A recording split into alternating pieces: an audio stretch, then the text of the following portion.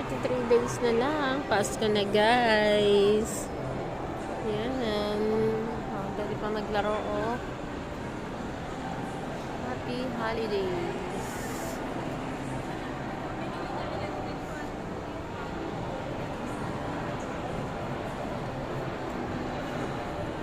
So, may pabalon pa siya.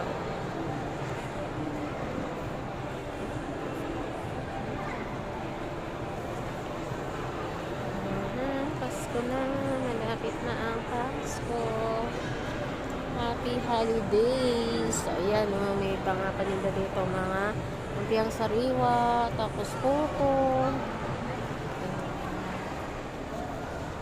Happy holidays 2024.